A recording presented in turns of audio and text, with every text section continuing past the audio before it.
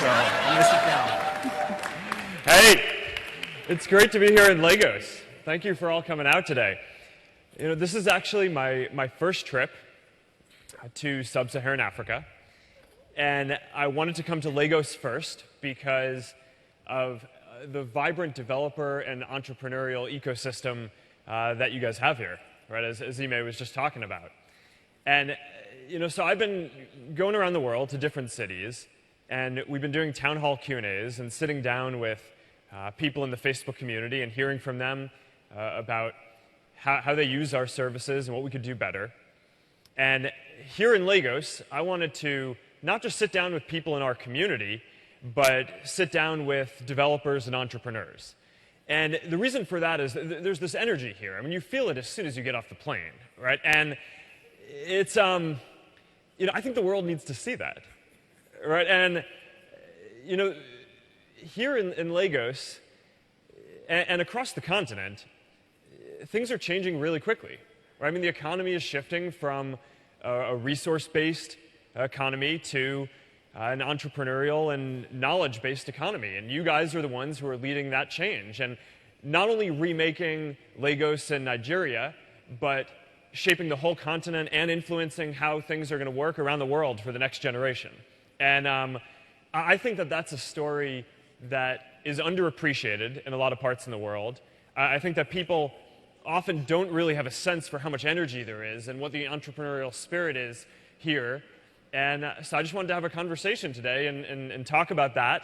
And it's great to be here with all of you guys. So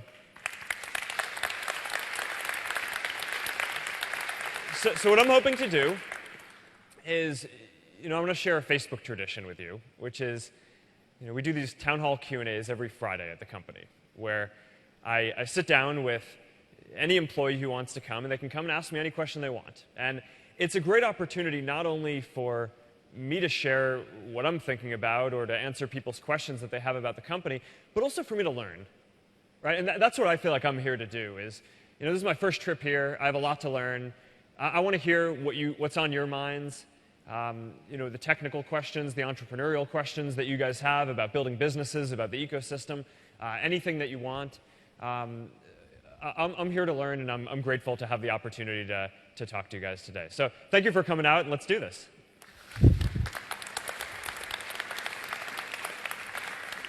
So before we go, I just want to ask, can we do another round of applause? Can we show him a proper, warm Nigerian welcome? Much better. Thank you, my country people. Guys. Thank you. Okay, so we have a first question. Well, the question is from the thread. It's from someone named Achilles, and he asks, Mark, what impressions do you have of Nigeria on your first visit? Do they align or contrast with impressions that you've had of the country and its people before you came? Well, the thing that's striking is the energy, right? The entrepreneurial energy. You know, I think when you're trying to build something, what ends up mattering the most is just who wants it the most, right, a lot of the time, and who cares the most to build it. And, you know, you feel that here. As soon as you get off the plane and land and start talking to people, you feel that passion and that entrepreneurial energy. And I can tell you two stories just from last night, right? I talked to, you know, probably no more than 100 people, and was just really blown away. So the first story, I stopped at this training program on Della, right? That my foundation invested in to help train really talented folks across the continent to be world-class engineers and work for companies around the world. And I sat down and had the opportunity to meet this woman, Blessing Eboe. And she told me the story about how she applied to the program, and the first time she didn't get in. But that didn't stop her. She showed up anyway. And she showed up again. And they figured, all right, we got to give her a try. And she went through the training program, and she crushed it. And now she is a top engineer working for a multinational company. If you have that attitude, you win. Another story. So right after that, I went down the street, and I stopped by this little store and met this woman, Rosemary Njuku, who is selling connectivity nearby using the Facebook Express Wi-Fi program. So she already had a shop, and she was already selling stuff to people who were coming by, and she decided, hey, I could grow my business further if I also started selling connectivity to the people who were nearby. So she got hooked up with some folks who work with Facebook and this Express Wi-Fi program that we have to empower local entrepreneurs to spread connectivity. And I asked her, so how did you make this transition in your business, right? How did you, if people were coming to your business for one thing, how did you train them or teach people that they could come and get connectivity? And she's like, well, it actually wasn't easy. I had to print out flyers and go all around town. I had to evangelize myself. I think she said she even hired dancers. And I mean, and she got it done, right? And she told me that she now, in the months that the program has started, now has 3,000 customers paying for connectivity. And she told me that now her connectivity part of the business is bigger than the original part of the business that she had. So she's running 2 jobs, 2 companies.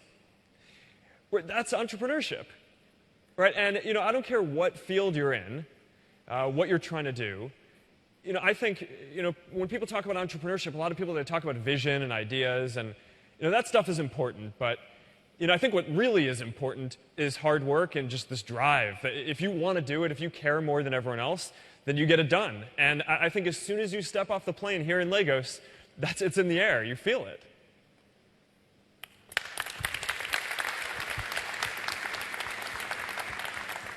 All right, we're going to take the next question from the room. And we have a question from Alex.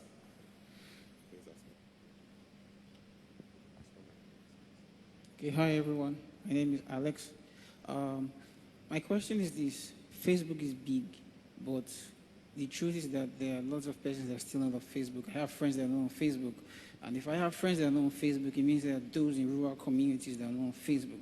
So what strategy does Facebook have in place so for those in rural communities to have access to these technologies and use these technologies? Yeah. So if you want to connect everyone in the world, then making sure that everyone has access to the internet is a really important thing. Right? And it turns out that across the world, more than half of people don't have access to the internet. And here in Nigeria, that's true too. So, whether what you care about is connecting people with their friends and family, or helping people start businesses, the internet is one of the most fundamental parts of infrastructure that I think needs to exist. Right? And here my trip here is mostly focused on entrepreneurship and developers. Right? And I just have met so many people who are building things that you meet people like I went to the CC Hub in Yaba yesterday, and I met this woman, Temi Giwo, who's building this company, Life Bank. Right? It organizes blood donations so that people can give blood, and it gets them to the people who need them. And you meet someone like that, and you're just like, all right, this is a thing that needs to exist. Right? And if everyone had the opportunity to build something like this, then the world would be a better place. It turns out, so I've been to a lot of different cities, I think that people all around the world are trying to build stuff like that. If she can actually pull it off, then she'll show a model that'll impact not just Lagos and not just Nigeria, but countries all around the world. Right? And if you had everyone on the internet, then you'd have more shots at getting that right. So we have a 3-part plan for spreading internet. The first part is building infrastructure, right? Making it so that no matter where you are in the world, you can get access to a signal. So that's stuff like, we're launching a satellite later this week to beam down connectivity. We've built these solar-powered drones that are basically like a cell phone tower in the sky that can go over really remote rural locations and beam down connectivity to make sure that networks spread and reach everyone. So that's the first part. The second part of the plan is you need to make the network affordable, right? Because it's not much good having the infrastructure if people can't afford to use it. So there are 2 parts to that. One is building cheaper infrastructure, so that way the companies that are building the infrastructure can charge less for it and still be profitable and sustainable. And the second, I think, is on app developers, like all of us, to use less data. Right? In the last few years, we've had this big effort at Facebook to make it so that our apps now take 1/10 the amount of data that they did a few years ago. So that means that if you're using our apps now and you're paying by the megabit, you're paying 1/10 of what you paid a few years ago. So that makes the internet more affordable. And the third part of the plan is just making sure that people understand why the internet might be valuable for them to use. Right? And that might be, that's the most counterintuitive for entrepreneurs who I speak with, because I mean, you guys are all on the internet, right? So, and a lot of you probably grew up with it and kind of take for granted that this is something that's going to be really valuable. But if you grew up and you didn't have access to the internet and someone showed up and said, hey, do you want to buy a data plan? Your first question would probably be, what do I get for that? Right? Why do I want to pay for this, even if I have the money to do that? So, we're working on programs like Free Basics, which is now live in 22 countries across the continent, to make it so that people can get access to some basic internet services for free and don't have to pay in the beginning. And then what we find is that people start using the internet and then pretty much immediately want to start paying for the full thing because they realize how valuable it is. Programs like Express Wi-Fi, what I just talked about, what Rosemary was selling in her store. They have a program where the first 2 weeks of internet are free. Right? So people use it, and then after that they come and they buy connectivity. So I think those three steps, right, spreading access, lowering the cost, and spreading awareness are the key things. And if we do that, then my hope is in the next 10 or 15 years, we'll get the other half of the world that's not on the internet today on, and you'll have more ideas like Temi's, more people will be building stuff like that, and the world is just going to be a much better place.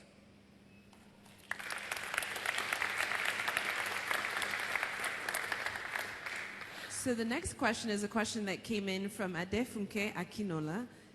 And they asked, how easy was it for you to move from software development to running a company? So probably a question that many of you have. And what sacrifices specifically did you have to make? So I'm an engineer, right, like a lot of you guys. And for me, engineering comes down to two real principles, right, that I think a lot of you guys are going to be able to relate to here. So the first one for me is that, you think of every problem as a system, and every system can be better.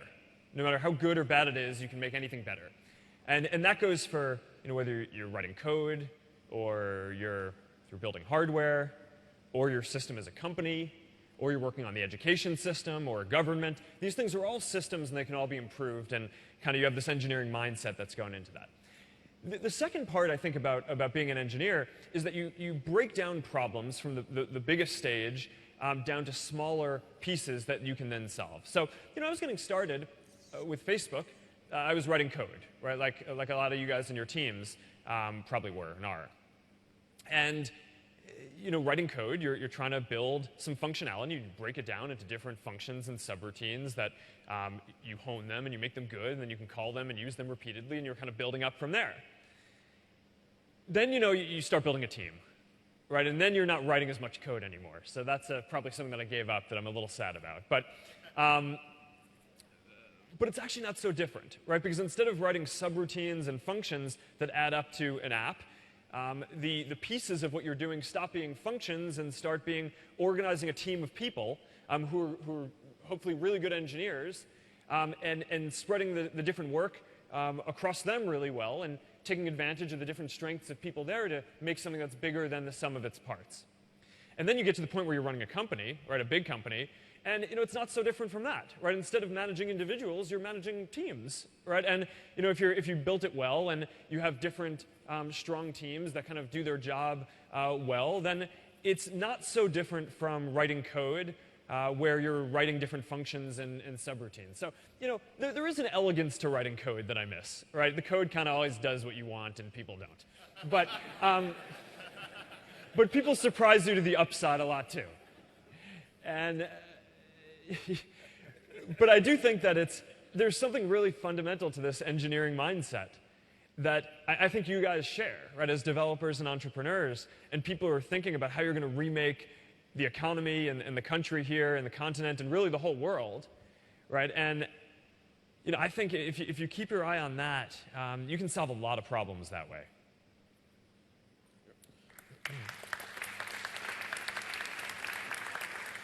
Okay, so we'll take a question from the room.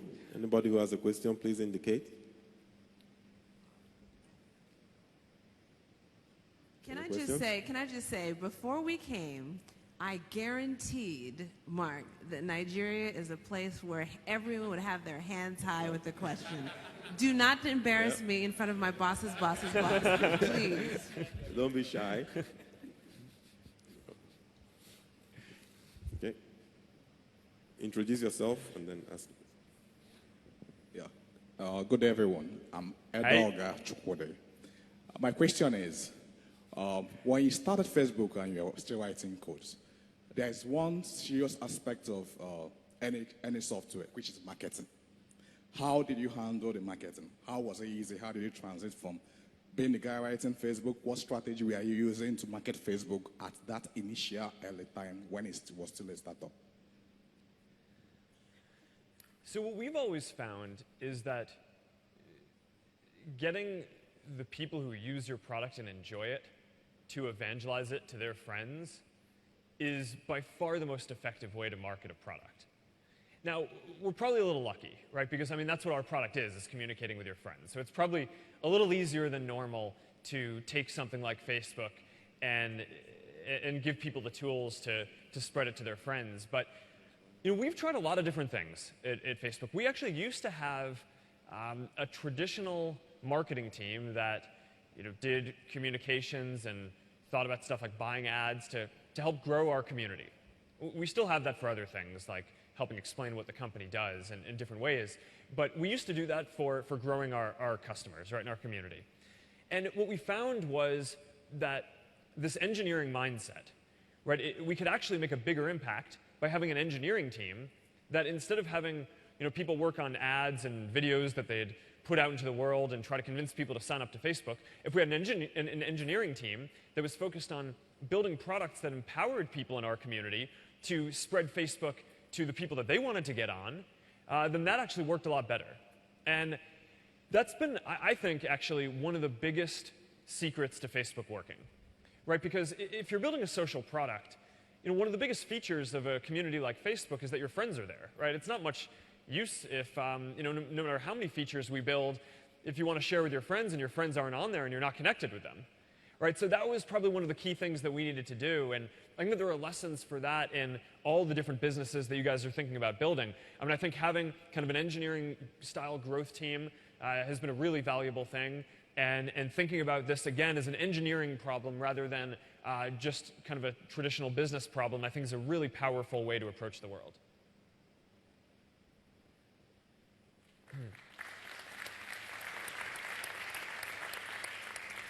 So this is a question, I'll wait to get to you, but there's a question that a lot of people had on the thread, and that was, what are your plans for WhatsApp? And in particular, what are your plans for developers on WhatsApp? Yes, that's a good question. So right now, our primary priority for WhatsApp is to continue growing the community and connecting more people around the world. There are about 1 billion people now who use WhatsApp every month, and you know, there are about 5 billion people in the world who have phones.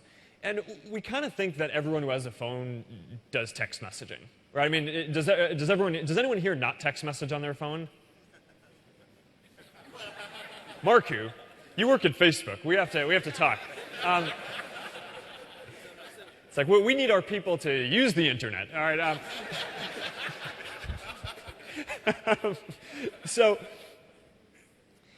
sorry, I'm glad that only one hand went up, and a little bit sad that it was my employee, but regardless, the point stands. So we got, I'm sure he was joking, but it's, but either way, we'll talk later. So we think that the primary thing that we need to go do for WhatsApp is not just go connect 1 billion people. It seems like it's a big community, but if you think about it, it's only about 20% of the actual opportunity. Right, so that's got to be number one, right? Because our long-term potential for WhatsApp is going to be dependent on how big the community is. Now that said, we are starting to think about how people can connect to businesses through WhatsApp too. And you know, some of you guys might have seen, we just did this update to our data use policy on WhatsApp last week. And this was actually the primary reason why we wanted to do this, was to make it so that, let's say you're a business and you have a Facebook page, and maybe you're building a bot for Messenger, and you also want to connect with people on WhatsApp, so you can kind of know who your customers are and talk to them with a unified voice across all those different services. You figure, we own these different services, you should be able to do that. That's a thing that we should provide to businesses. And that's a thing that we want to be able to do long term. So, if you're a business, you should be able to, keep track of who your customers are and communicate with them on a steady basis through WhatsApp. If you're a person who's using WhatsApp, you should be able to reach out to the businesses that you interact with to get customer support or buy things or do whatever you need. That's definitely a big part of what we need to do long term, but we're just at the beginning of that journey. And I think for the next few years, the big thing is just going to be how do we get billions of more people on the service.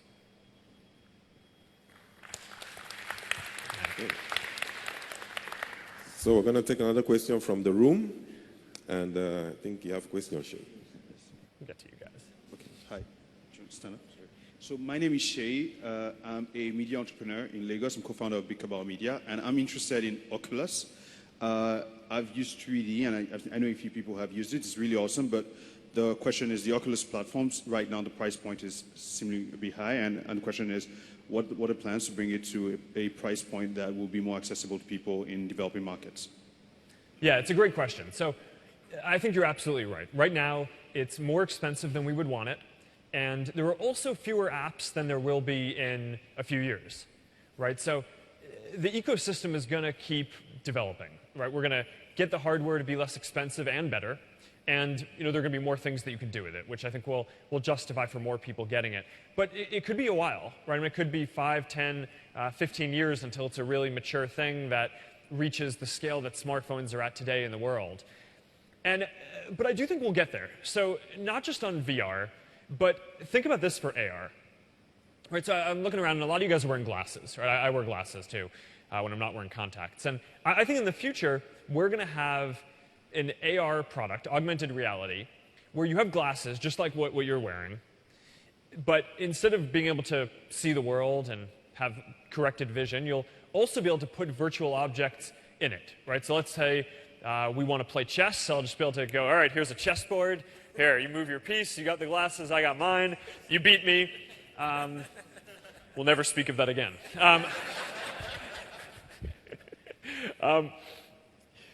That's going to happen, right? Except the you beating me part. Although I don't know. I'm not that good at chess. And if you think about it in the future, so we'll get the price down, right? So it'll be, say we get to a point where those kind of glasses cost, $100, right? Instead of, Oculus today, the Rift costs $600. Then one of the things that I'm really excited about is not only that that's going to start being affordable enough for a lot of people to use, right, about as affordable as a phone is today, but think about how many things you're not going to need to buy when you have that. Because think about all the things in your life today that could actually just be an app in that world, right? You might own a TV, right? You probably paid $50, $100, $200 for the TV. In the future, that'll just be a $1 app. Right? I mean, it doesn't need to exist. It doesn't need to be a physical thing. Right? It'll just be something that in your glasses, it's on the wall, you see it, and you can buy it for cheap. All right, so your glasses just paid for themselves because now you have a computer and a TV. Right? And it's kind of amazing when you think about it, how many of the things in your life don't actually need to be physical. Right? So if you take out all the food, which needs to be real, and the chairs and the stuff that has to support you and the tables that you put your other real stuff on. Think about all the other stuff, the art, right? The paintings, anything that's a screen, anything that's a game, that's an interaction, that's about information, doesn't actually need to be physical. Which, again, think about how hard it was to build that chessboard, right, that we talked about. Right? It's, someone needed to actually physically, carve or produce those pieces, and not that many people around the world have the resources to do that. But in a world in the future where a lot more people have the internet, anyone's going to be able to build that chessboard app that we just played that quick game on that you crushed me at. And that, I think, is going to unlock a lot of creativity. Right? So you're going to get entrepreneurs all around the world building stuff that people can afford, and it's going to be much cheaper than I think the ecosystem is today. So that's the future that I hope we reach. It's going to take a while to get there, so I think we all have to have patience. There are not only ecosystem, but also scientific breakthroughs that I think we need to make on the way there. But that's what I kind of keep in my mind is where I want the world to be in 10 or 15 years. And I think if we get there, that's awesome, right?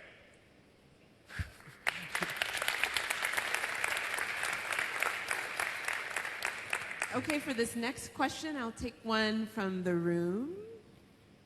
Okay. I'm lazy, so I'll go here. If you could stand up, please, and tell me your name. All right, I'll hang on to the mic. Okay. Hi, my name. Can you hear me? I can. Ani, and I work for you. And so my question is, do you find that there's need, is it an assumption, or do you find that there's need to actually customize current products for the emerging markets? Or is that an assumption that people just make without, experience in the market firsthand? And how do you deal with that? How do you address that? How do you deal with that dichotomy? Yeah, no, it's a great question. So I think you're absolutely right. I mean, that's, there are a bunch of different ways that we think about customizing the product. Right? So one is language, right? Where, the internet isn't very useful if the information that you're trying to find isn't in a language that you know. Right, so one of the things that we've done is we've tried to spread Facebook so it's in as many languages as possible by giving our community the power to translate the service themselves. Right? And one of the things that we're proud of is that we reach a lot of different dialects and languages around the world that no other internet service is available in because of our community is the ones doing the translation. Right? So earlier this year, I think we opened up Hausa. Right? And we've already committed to, in the next year and a half, opening in, I think, 10 more dialects and languages. And that's an important thing. If you want people to be able to use the service, they need to be able to read and understand it. It's not just what language the service is in, it's also the content in it. Right? So I mean, the service can be in that language, but if there's not good content that people want to see in it, good videos that you want to watch, or things they want to read, then that's not that useful either. So a lot of what I think we need to do is work with the local entrepreneurial communities to make sure that we're building stuff and content producers in those languages. Right? So one of the things that I'm hoping to do while I'm here is visit Nollywood. Is that what you call it? So I think that's going to be a lot of fun. I mean, it's one of the best resources in the world for building content, right, and producing content. Only an engineer would call it building content. They would kill me for that, but it's who I am. So that I think is a big part of the whole thing, right? There's also a lot of technical work that I think goes into customizing the service for different areas, right? And that's not so much cultural work as it is that there are different kinds of infrastructure around the world, right? So we want to make sure that Facebook loads quickly for people who are on a 2G network, a 3G network, a really new LTE network, right? And they have very different characteristics in terms of how fast things will load. And we don't want the service needs to load quickly, right? I mean, people don't want to use the service; it's going to take half a minute to load. So we have to make sure that it works on all these different network conditions around the world, right? And that's a big part of our job too.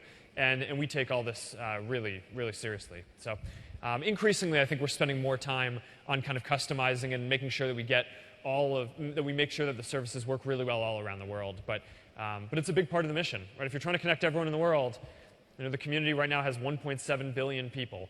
But there are 7 billion people in the world. So there are more than 5 billion people who we need to reach in their native language in the technology stack that they're using.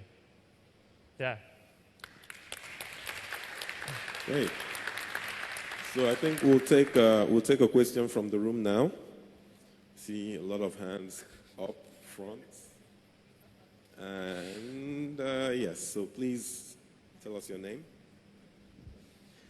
Morning, Mark. Hey. Pleasure to be here. So my name is Tunji. So I run the mobile learning platform. And what we do is we gamify the data so that kids get 2.4 gig every month for achieving their learning objective. And that's awesome. What I want to ask is a two-part question. First question is, how do you see Messenger and WhatsApp evolving? So are you guys going to allow them to evolve separately? And secondly, I have yet forgiven Ian for not taking me along to the pitch for your foundation. So how do I get to pitch to you to invest in our product? Thank you. That's the spirit. That's what I'm talking about. All right. We'll make sure we get your email after this. So, all right. I respect that. All right. So, Messenger and WhatsApp. Here's what we're going to do. they're actually different. They're different communities and different products. And the strategy is not to combine them over time, but to have each play to their own strength. Right? So if you think about WhatsApp is really a text messaging replacement, right? And it's faster, it's more reliable, you can do groups better than texting, and that's, I think, why a lot of people are using it. And it's more affordable in a lot of places. So, anyone who you text, whether it's someone who is your closest friend or your family, down to someone who has a store that you want to buy something from, people feel comfortable and use WhatsApp to text those people. Now, Messenger is kind of a different community, right? Messenger is all about, today at least, your Facebook friends, right? So you're probably a little bit less likely to be friends with, that guy who owns the store to message them on Facebook Messenger. So maybe we'll get there eventually, but we're not there yet. And similarly, you're probably more likely to have in your Facebook friends someone you went to college with or high school with who maybe you're not as close with today, whereas maybe you don't have their current phone number, right? And you're not connecting with them on WhatsApp, but when it's their birthday and you want to reach out and say hi or see how they're doing, you hit them up on Facebook Messenger. And the styles are also pretty different too. So WhatsApp is really focused on being a utility, right? So fast, simple, not a lot of frills. Messenger is very focused on expression, more fun, different kinds of formats, different kind of stuff like that. So we think that the right strategy over time is not to combine them, but to have each play to their strengths. Both services have more than 1 billion people using them. Like we talked about before, I think there are 5 billion people in the world who text today. So we have a lot of work to do. And we'll talk later. Okay. But that only works for the first person who does it. No more pitch questions. Okay, so I'm going to ask you this question up here because I think it's a question that's near and dear to everyone because we got so many of them. All right. So that it's a really difficult question, so get yourself prepped. Okay, Chioma posted this, but many other people did. Have you had time to try any Nigerian food? Specifically, she recommended pounded yam, gari, egusi, jollof, roasted goat meat, right, washed down with palm wine. You can stay up here for this one because you know the answer.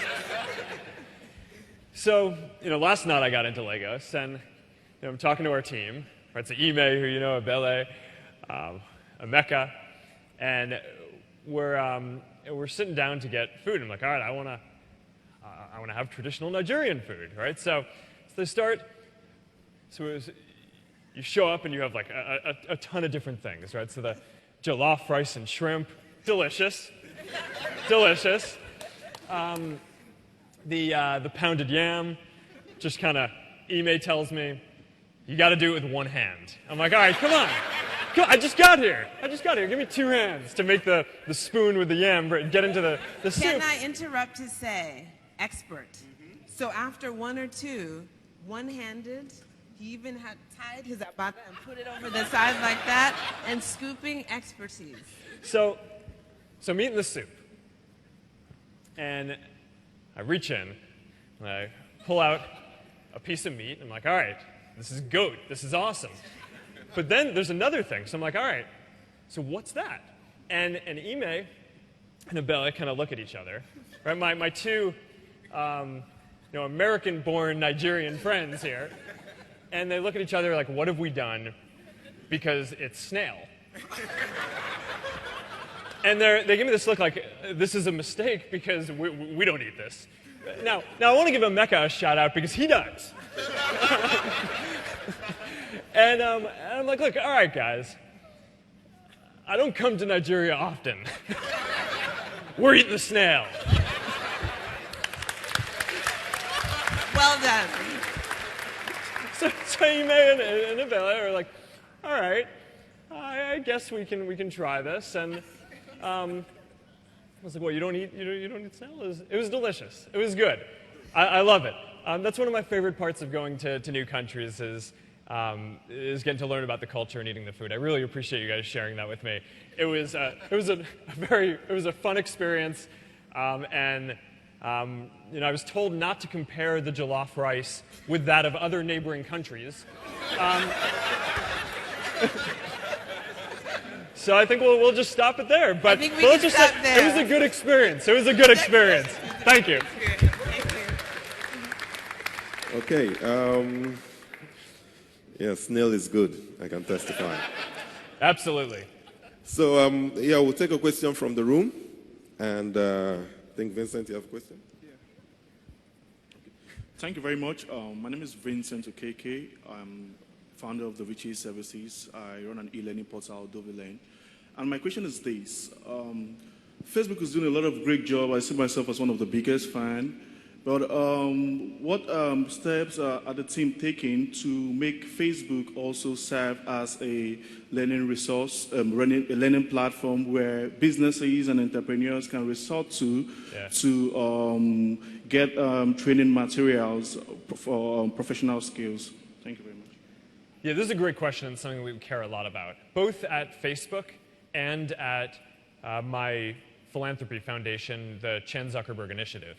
So, Facebook, we're doing a bunch of things, right? So one is we have this FB Start program, which is, it's a little bit less about training and more just about equipping entrepreneurs and developers with the tools that they need to kind of get started on their own, right? And I think a lot of you guys are probably pretty familiar with this.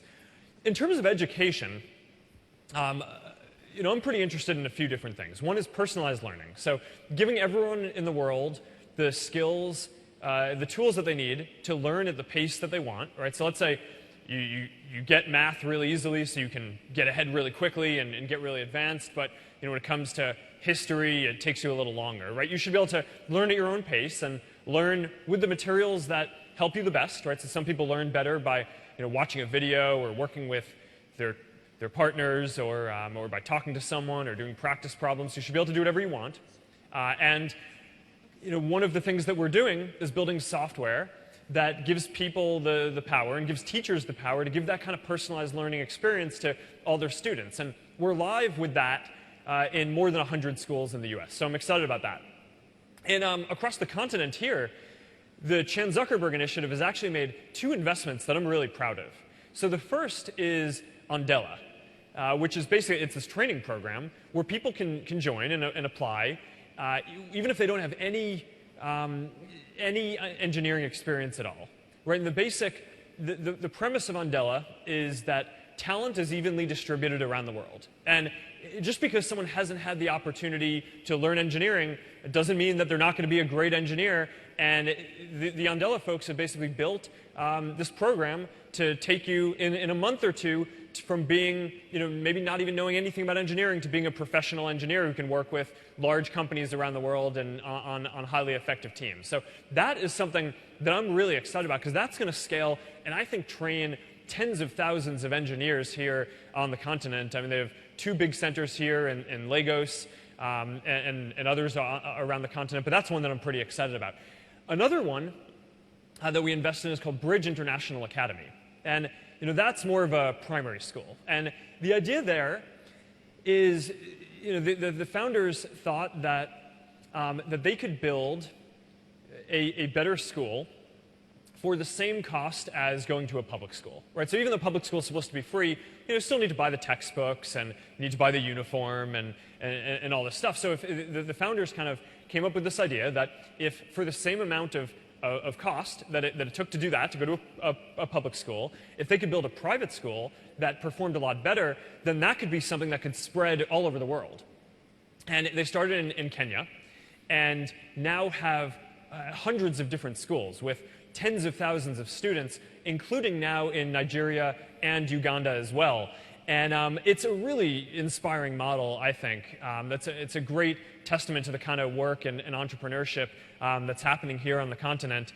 And I'm looking forward to doing more investing here. And I think that there's a lot more stuff like this that is going to make sure that opportunity ends up being as equally distributed as talent is around the world.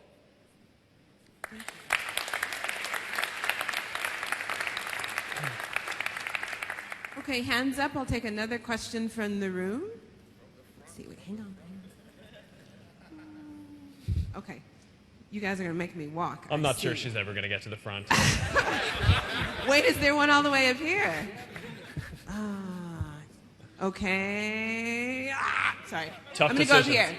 Okay, can you come this way? We can get to both. I'm going to hang on to the mic. Okay. First of all, thank you for making Nigeria your first port of call. My name is Amechi Okobi, and I work at a bank, Access Bank. You essentially predicted the future many years ago with Facebook. What do you see happening 10 years from now? Part A. Part B, how does Mark want to be remembered? Oh. That's it. Thank you. So one of my favorite technology quotes is that the best way to predict the future is to create it. Right? So I think the future can actually go in a lot of different directions. Right? And I think what gets made is not necessarily a foregone conclusion. Right? One of my other favorite sayings is that it's much easier to predict what's going to happen in the world 20 or 25 years in the future than to predict what's going to happen 5 years in the future. And the reason for that is that, there might be some big themes that play out over 20, 30, 40 years, but, how they happen, what mix of products and services get built and who builds them and where they come from is not, I don't think that that's written ahead of time. So, the mission that I care about at Facebook is still very much the same as in the beginning, right? It's just that in the beginning I didn't think that we were going to do it, whereas now I think we might. It's when I was getting started, in college, when you're a college student, you can talk about connecting the whole world, but you don't actually think about stuff like spreading internet to people who don't have it, right? I mean, you're a college student, right? I mean, you're happy if some people on the internet use your service, right? It's but now, here we are 10 or 12 years later, and, we are past, more than 1 billion people using the service, almost 2 billion. And we built a company that's pretty successful at this point, and that we make enough money so we can actually make long-term investments in things like connectivity, where we can invest billions of dollars in advance that may not be profitable for us for 10, 15, 20 years down the road, but we know are the right things, right? I mean, we know that everyone needs connectivity. It's not the only thing they need, but it's, that empowers entrepreneurs and people to connect. And I think that through those investments that we're making in partnership with nonprofits and mobile operators and governments around the world, I think that this dream of actually getting every person in the world connected is possible within our generation, within our lifetime. And I think that that's there are a lot of opportunities in the world, and there are also a lot of problems that I think would be solved by people just having more empathy and understanding more about what's going on in the lives of other people. And I hope that as we as a community are able to spread connectivity, that we can as a community help take on some of those problems. And if we do that, then I will feel very good about my life.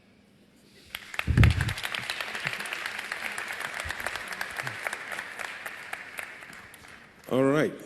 So we have a question from Peter, who is not here, and it's a very important question, Mark. So it asks, what is Facebook's plan for media, news, and publishing platforms in Nigeria who are currently going through the transformation from newsprint to online? Yeah, so one of the big things that I think we need to do to help connect everyone is make sure that there's good content representing all cultures and all languages. We were talking about this a little bit ago, how the internet, in order for it to be useful, you need to have content that you understand and want to interact with. And that is not just your friends sharing stuff, although I think that that's a really important part of it, but also news, things that you want to learn about, read, and movies and videos and entertainment content. So one of the things that I'm the most excited about for my trip to Lagos is going to check out Nollywood, right? Because I think it really is from everything that I've heard, and I hope I'm not disproven on this, but it really sounds like a national treasure.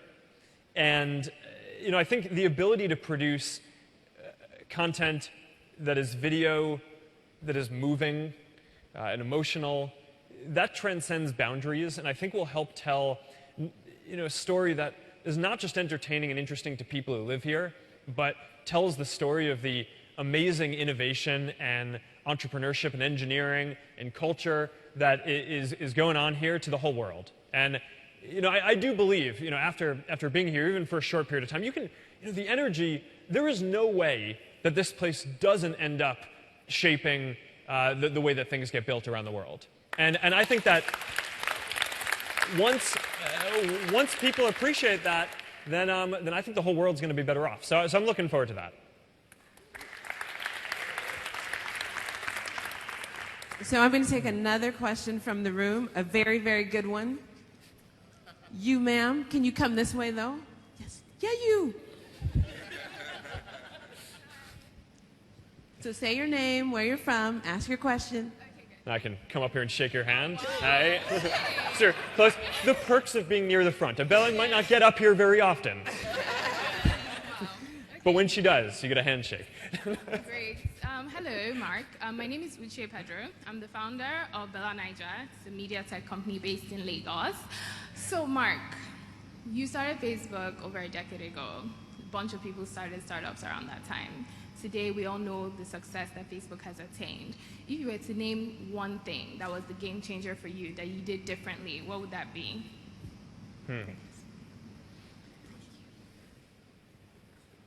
So I think when you're an entrepreneur, I think one of the most important things is just staying focused on learning as much as you can, right? Because you never know as much as you need to in the beginning, no matter what, right? I mean, this was especially true for me. I mean, I started, I was 19, right? I was a college student. I didn't know anything about business. I'd never built an engineering system at large scale. There was all the stuff that I didn't know. So the only way that we were going to succeed was if I focused not on what I thought I knew, but on just making sure that I learned everything else as quickly as possible.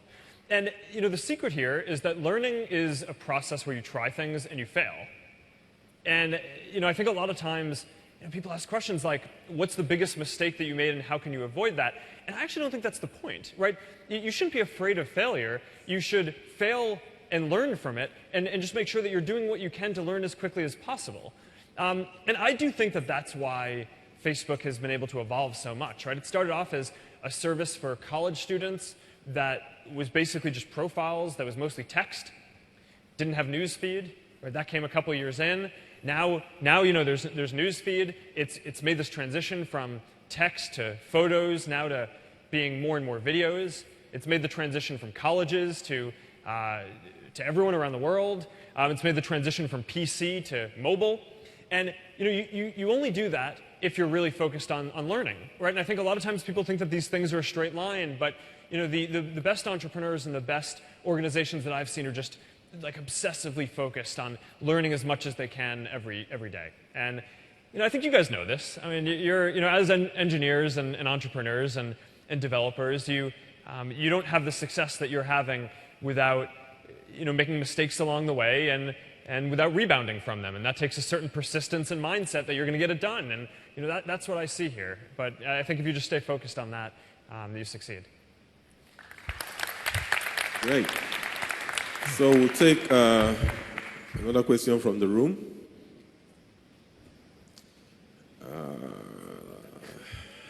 I feel so powerful right now. Okay, so.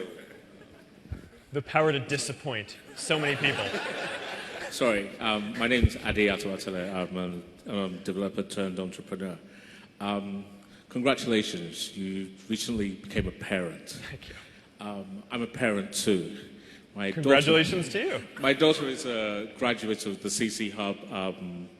Awesome. She's been there for 2 years. She didn't go this year. This year she started building websites. My question is that Facebook is a really individualistic platform. What are you going to do if you're trying to connect the whole world to integrate families? Well, a lot of what I think is most powerful about Facebook is that it gives people the power to stay connected no matter where they are.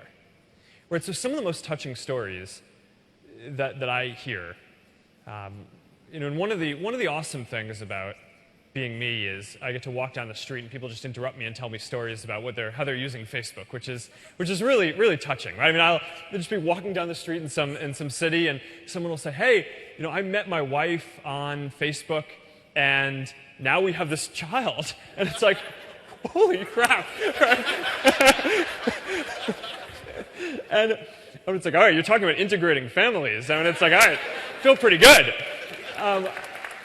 So, people will write in with stories about how they have a twin who is separated at birth, or an adoptive parent who they haven't been connected to for a while, who they found on Facebook. And I mean, this stuff is just, it's so heartwarming, right? I mean, it's like, you're just like, all right, this is awesome. This is what connecting the world is all about.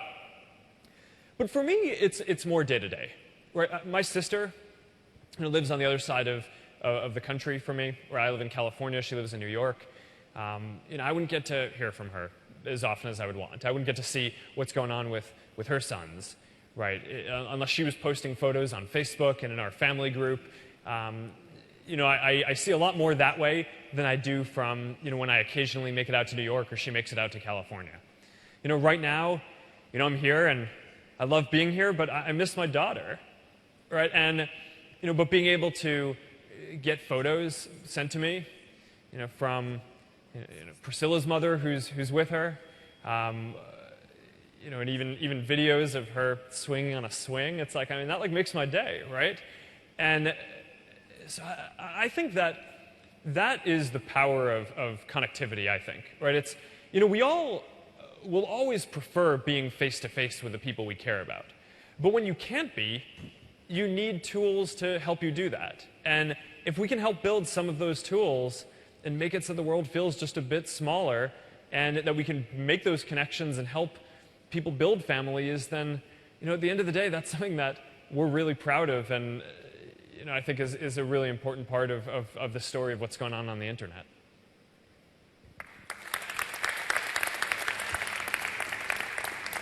Okay, so I hate to disappoint you, but I'm going to ask one that came in from the thread, and it is very relevant to what you're just talking about. So Mahasin Quadri asked, what is your current diaper changing speed record? And have you ever been challenged to a diaper changing duel yet? And did you win? All right, so there were a number of questions in there. First one, speed record. Well, you're going to have to divide that up, right? It's if it's pee or not pee, then it's a stickier situation, literally.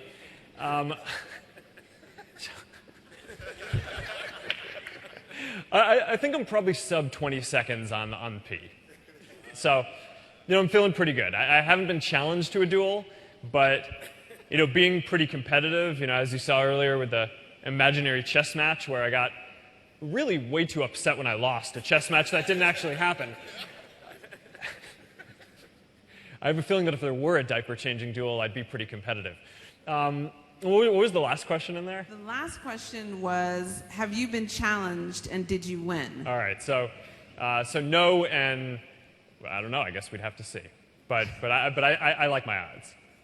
Can I just add an add-on? So you're saying you're so great at changing diapers. Obviously, I have my doubts, having changed many of my own. But I'm curious, do you have tips, particularly for those of us who have, not those of us, those of y'all who have not started changing diapers? Are there tips that you would like to pass along? So, here's the secret, right, that I wish someone told me first. You got to slide the new diaper in before you take the old one off.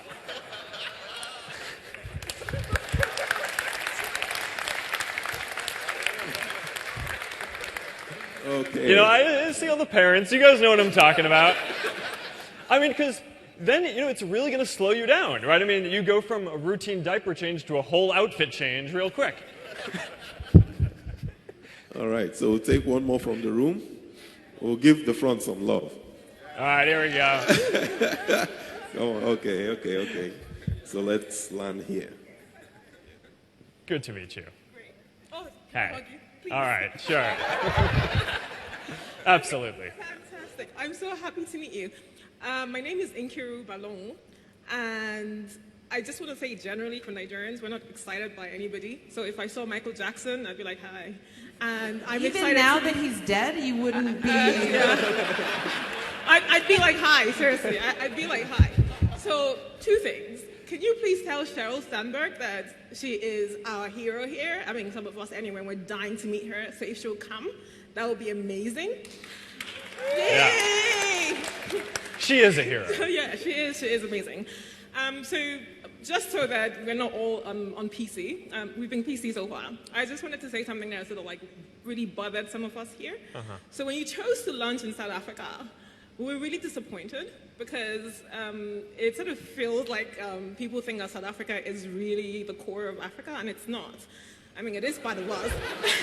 I'm so sorry, South Africans. I apologize. Shots fired. I apologize. Shots fired. I'm sorry, South Africans, but it's it's not. So we're not saying our Jollof is better. It's not. It's not even third world, you know. And so really, we sort of think that Facebook has missed a lot of opportunities on the continent, and I wanted to sort of for you to think about how you could address them. I think that your staff are doing phenomenal, but they're really understaffed. And I wanted to know your ideas for Africa in particular and Nigeria. Yeah, so I think you're right. Although, when you're building something, I think you can. I try not to think of things as missed opportunities as much as things that we just haven't done yet, right? And so there's certainly a lot more that we need to do, right? So here in Nigeria, there are, I think it's 18 million people use Facebook, right? So there's a lot more to go, right? I think a little fewer than that use WhatsApp, right? There's a lot more to go there, right? And that's the biggest country on the continent for us. So, part of the reason why I'm here now, although this trip is primarily focused on entrepreneurship and developers, is that this is where I think a lot of the future is going to get built, right? And so I think you have to hopefully have patience with us, right? Because I think we're not going to build it, right? I mean, you guys are, and we want to do our part. We want to help invest in connectivity and help connect everyone here. And if I'm back in a few years or 5 years and we haven't made a lot more progress, then I'm going to be pretty disappointed. But I think we're at the beginning of this journey. And but I think the key thing that I think a lot of you guys get so clearly is that connectivity, the economy here, it isn't fundamentally going to be built by companies like Facebook, right? I mean, we have a service that we can provide, and we can empower people here, and we're proud of the role that we can play. But the reason why I wanted to be with you guys here today is that you're building this, and I think that that's the key thing. And I don't know. I think that the more that we can do to help empower folks here to build the future, that's the better that we can do. Now, does that mean we're going to have to invest more in the future? Of course, we will. We will. We need to. We need to do more. And my hope is the next time I'm here, we'll be a lot further along on that with a lot more than 18 million people in the community here and across the continent. But 18 million is not a bad start, and it's actually pretty good. Pretty good. So thank you. Okay, so I'm going to take one from the room. I'm just going to let everyone know this is the last question. So this question must be an incredibly great question. Do not embarrass me. Make it amazing. Make it full of insight. I'll pick you. Is it amazing? Okay, come on. Hi, my name is Nkem Bell, and I run an IT service company called FutureSoft.